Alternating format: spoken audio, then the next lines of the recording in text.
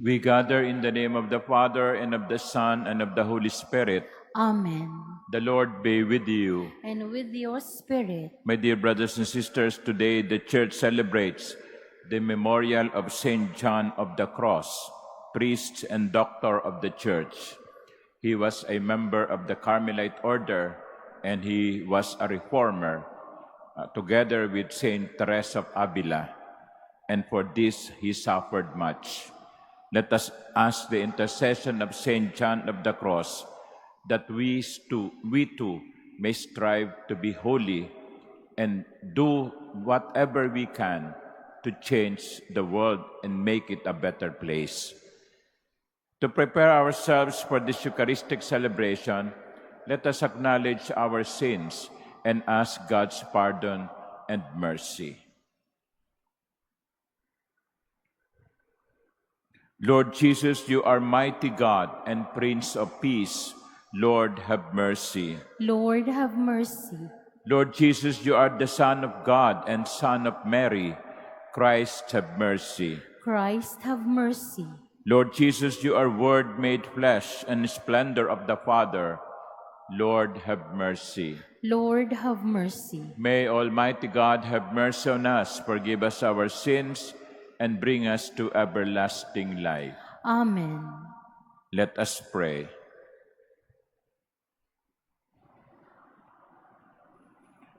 O God, who gave the priest Saint John an outstanding dedication to perfect self-denial and love of the cross, grant that by imitating him closely at all times, we may come to contemplate eternally your glory. Through our Lord Jesus Christ, your Son, who lives and reigns with you in the unity of the Holy Spirit, God, forever and ever. Amen. Please be seated.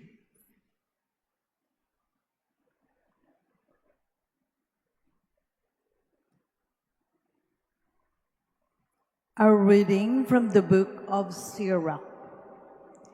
In those days, like a fire, there appeared the prophet Elijah, whose words were as flaming furnace.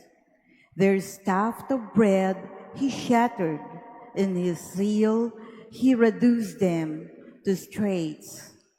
By the Lord's word he shut up the heavens, and the 3 times brought down fire. How awesome are you, Elijah, in your wondrous deeds, whose glory is equal to yours. You were taken aloft in a whirlwind of fire, in a chariot of fiery horses.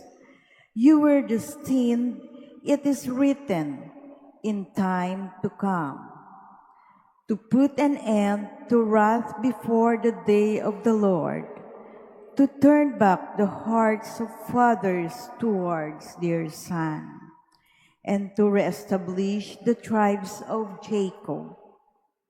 Blessed is he who shall have seen you, and who falls asleep in your friendship. The word of the Lord. Thanks be to God. Lord, make us turn to you. Let us see your face and we shall be saved. Lord, make us turn to you. Let us see your face, and we shall be saved. O Shepherd of Israel, hearken. From your throne upon the cherubim shine forth. Rouse your power. Lord, make us turn to you. Let us see your face, and we shall be saved. Once again, O Lord of hosts, look down from heaven and see. Take care of this vine and protect what your right hand has planted, the Son of Man whom you yourself made strong. Lord, make us turn to you. Let us see your face, and we shall be saved. May your help be with the man of your right hand, with the Son of Man whom you yourself made strong. Then we will no more withdraw from you. Give us new life, and we will call upon your name. Lord, make us turn to you. Let us see your face, and we shall be saved.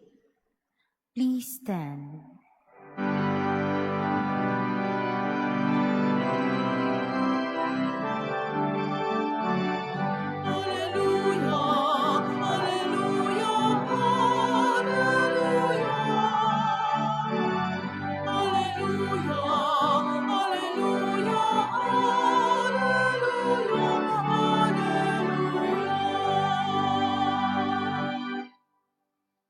Prepare the way of the Lord, make straight his path. All flesh shall see the salvation of God.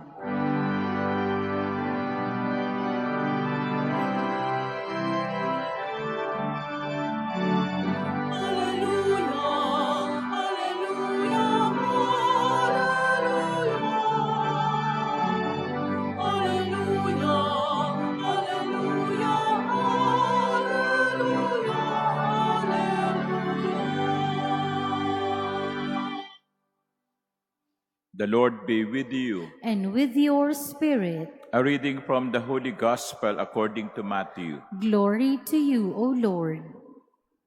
As they were coming down from the mountain, the disciples asked Jesus, "Why do the scribes say that Elijah must come first?"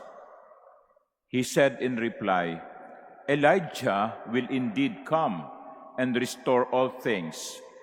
But I tell you that Elijah has already come, and they did not recognize him, but did to him whatever they pleased. So also will the Son of Man suffer at their hands." Then the disciples understood that he was speaking to them of John the Baptist. The Gospel of the Lord. Praise to you, Lord Jesus Christ. Please be seated. Good morning. First of all, let us welcome to our celebration the faculty and students of Siena College of Taytay Rizal. Are you here? Okay. Taas nga ang kamay ng mga taga Siena College. Welcome. And also St. Francis of Assisi Academy, also of Taytay. Are they here? Okay, so welcome. So, joint field trips ba to? Hindi naman. Okay, and also welcome to other pilgrims or other churchgoers to the Manila Cathedral who come from different places. My dear brothers and sisters, we have 5 bodily senses. We have the sense of touch, sense of hearing, sense of smell, sense of taste, and sense of seeing. For many of us, these senses work perfectly. Malinaw ang mata, mahusay ang pandinig, may panlasa, maayos ang pangamoy, may pakiramdam. But sometimes, because of so many reasons, these senses fail.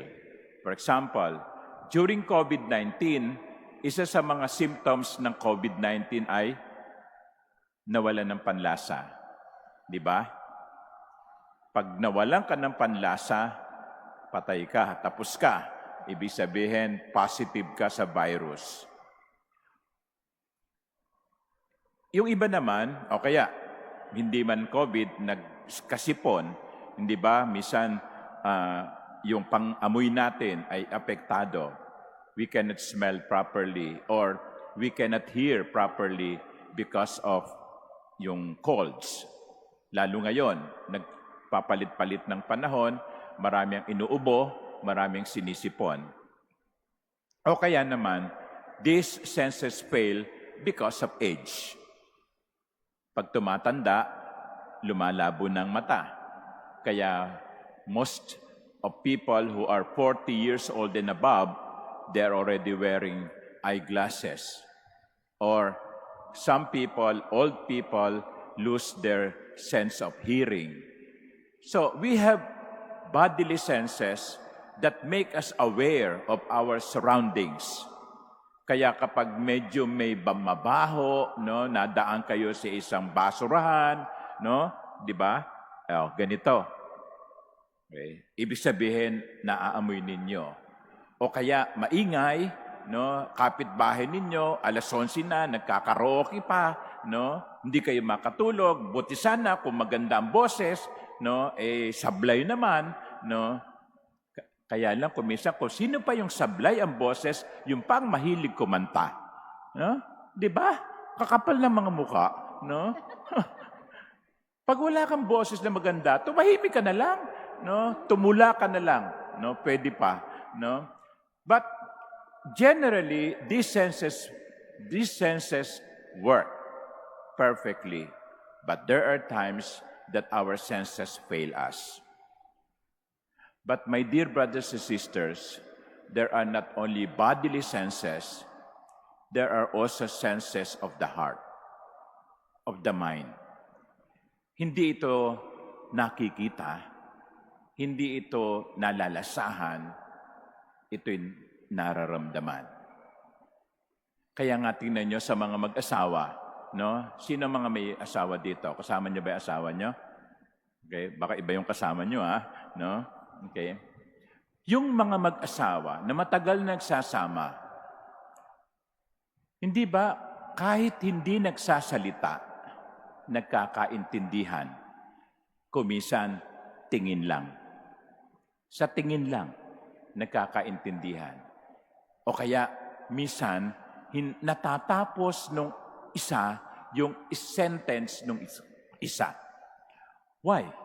Because they have been together, they know each other, they have been sensitive to each other, because their hearts are in love with one another.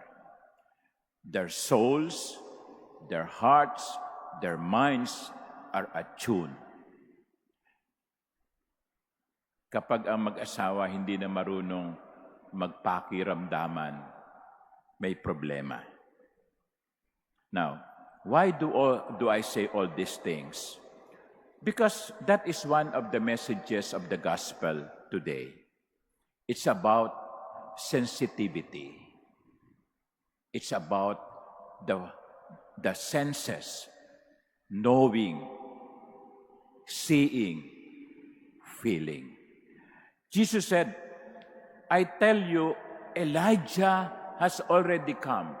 Well, what's the historical background of the gospel? For 400 years before the coming of Jesus, for 400 years, there was no prophet in Israel. God was as if silent. Well, because prophets are the spokespersons of God, if for 400 years there was no prophet, then God has been quiet. The last prophet was Prophet Malachi. And that is why the people of Israel, during the time of Jesus, had been expecting Elijah. Because they say Elijah would signal, the return of Elijah would signal the coming of the Messiah. They have been longing for the Messiah through the years. And they were expecting Elijah to come, to return, to signal the coming of the Messiah. But they missed Elijah, who came in the person of John the Baptist. Where did they fail? They fail in sensitivity. Hindi nila nakita na dumating na pala yung kanilang hinihintay. Mga minamahal kong kapatid, hindi ba't ganyan din tayo kung minsan? We had been praying for this thing, for that thing. We have been praying for a particular intention.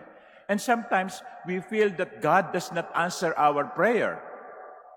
But in reality, God answers our prayers, but in a way that we do not expect.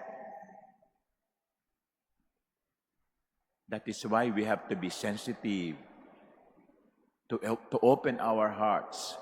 Kasi kumikilos ang Diyos sa paraan na hindi natin kung minsan inaasahan. Kaya dapat matalas ang pakiramdam. Matalas ang pakiramdam. Because God, our God, is a God of surprises. He may work in a way that we do not expect.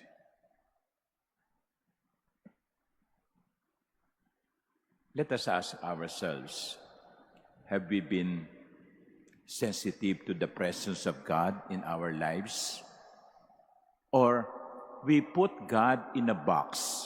Lord, ganito ka lang dapat kumilos. This is how I expect you to function. No. Because God cannot be contained. Kikilos siya sa paraan na gusto niya. Ang kailangan lamang natin ay maging matalas sa pakiramdam. God works in mysterious ways. Amen.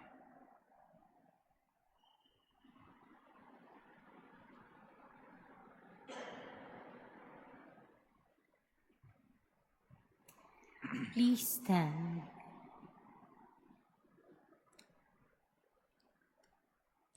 God sent Elijah and John the Baptist to remind the people of their need to change their way of life.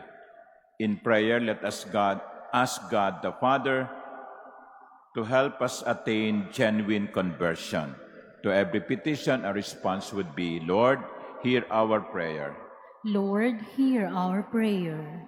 That the Holy Father and the bishops of the Church may inspire people to trust in God amidst life difficulties. Let us pray to the Lord. Lord, hear our prayer. That those who are struggling in their faith may experience and recognize God working in their lives.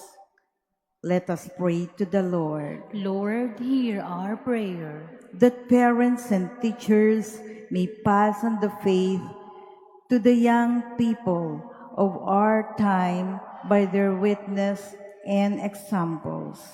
Let us pray to the Lord. Lord, hear our prayer. That the sick may share in the hope and joy of the Advent season. Let us pray to the Lord. Lord, hear our prayer. That the dead may enjoy their eternal reward in heaven.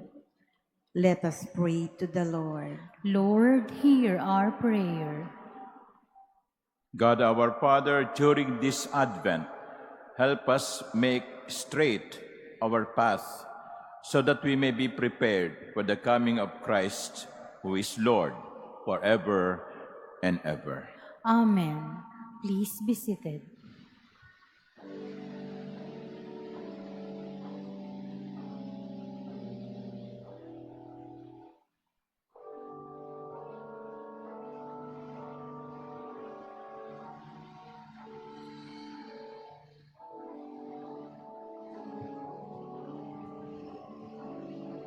Blessed are you, Lord God of all creation. Through goodness we have this bread to offer, which earth has given and human hands have made. It will become for us the bread of life. Blessed be God forever.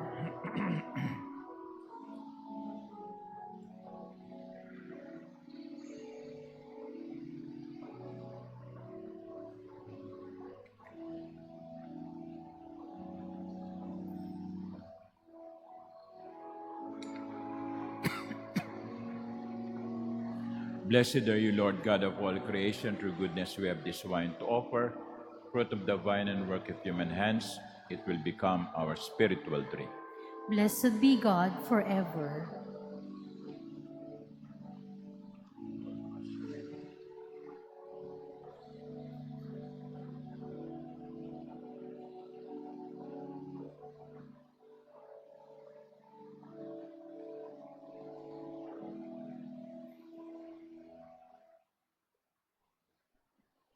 Please stand.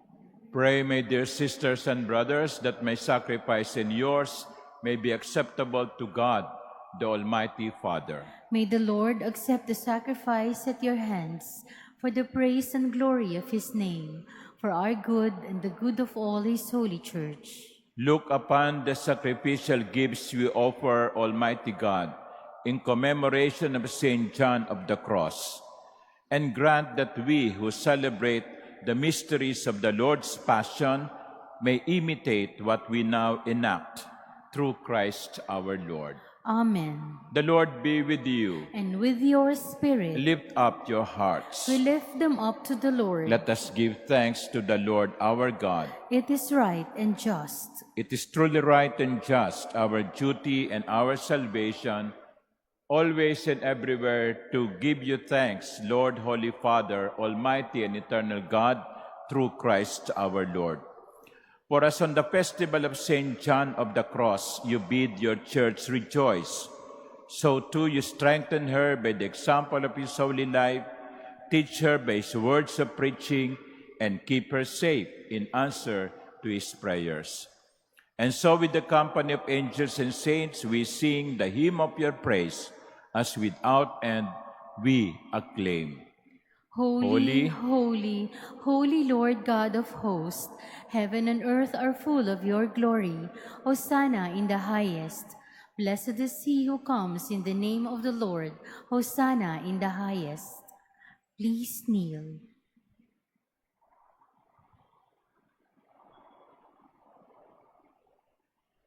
You are indeed holy, O Lord, the fount of all holiness. Make holy, therefore, these gifts, we pray, by sending down your Spirit upon them like the dewfall, so that they may become for us the body and blood of our Lord Jesus Christ. At the time he was betrayed and entered willingly into his passion, he took bread, and giving thanks, broke it and gave it to his disciples, saying, "Take this, all of you, and eat of it, for this is my body, which will be given up for you."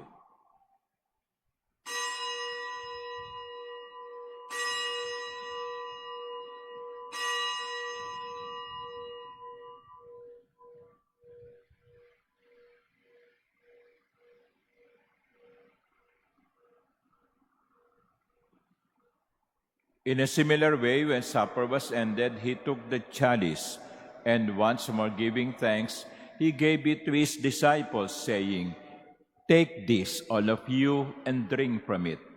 For this is the chalice of my blood, the blood of the new and eternal covenant, which will be poured out for you and for many for the forgiveness of sins. Do this in memory of me."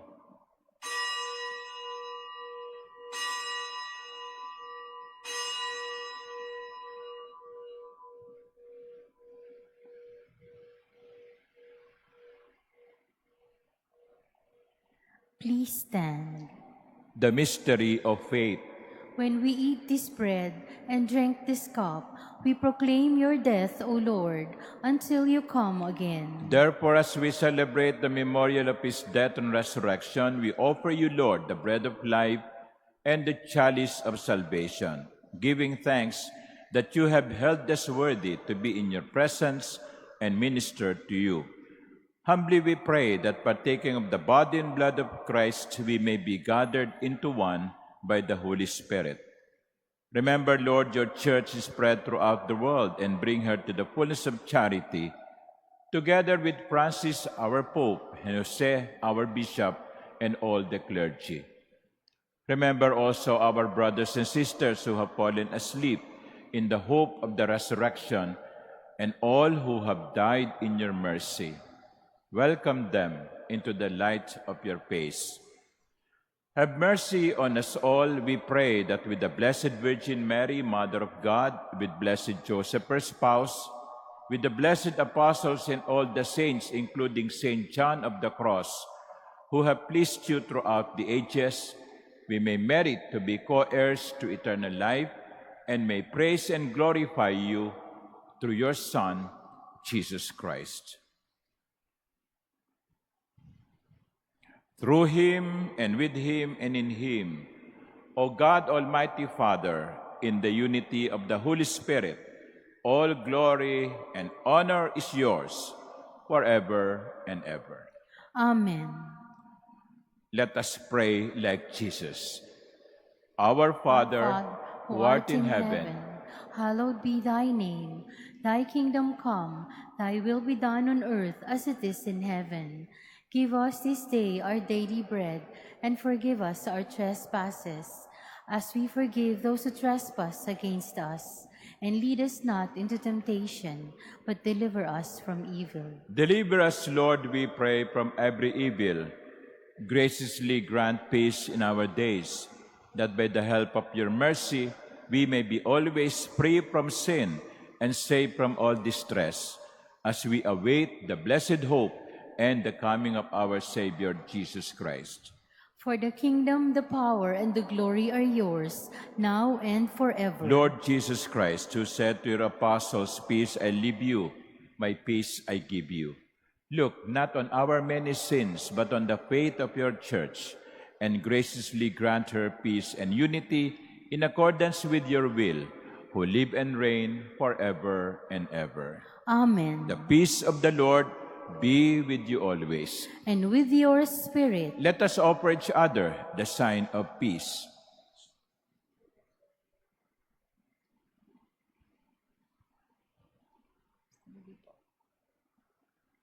Lamb of God, you take away the sins of the world, have mercy on us. Lamb of God, you take away the sins of the world, have mercy on us. Lamb of God, you take away the sins of the world, grant us peace. Please kneel.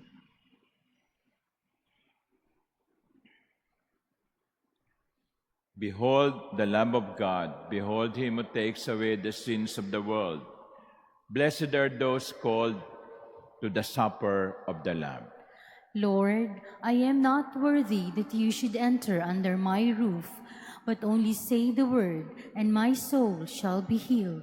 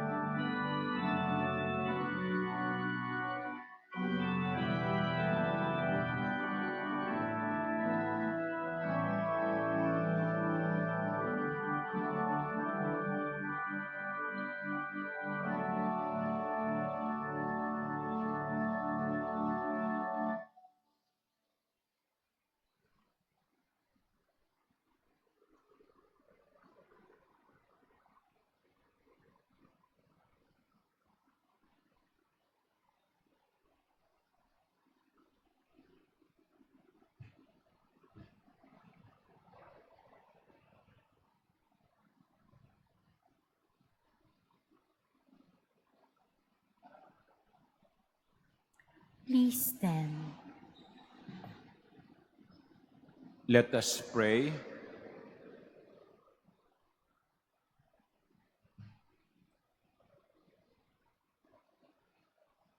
O God, who in St. John have wonderfully made known the mystery of the cross, graciously grant that, drawing strength from this sacrifice, we may cling faithfully to Christ and labor in the Church for the salvation of all, through Christ our Lord. Amen. Correction to the information I gave earlier, it is not St. Francis Academy of Taytay, but St. Francis Academy of Tagaytay. So, magkarinig kasi, no? So, there was a failure of hearing, no? And therefore, we welcome you, St. Francis Academy of Tagaytay, and again, the Siena College of Taytay. So, palakpakan natin ang ating mga bisita.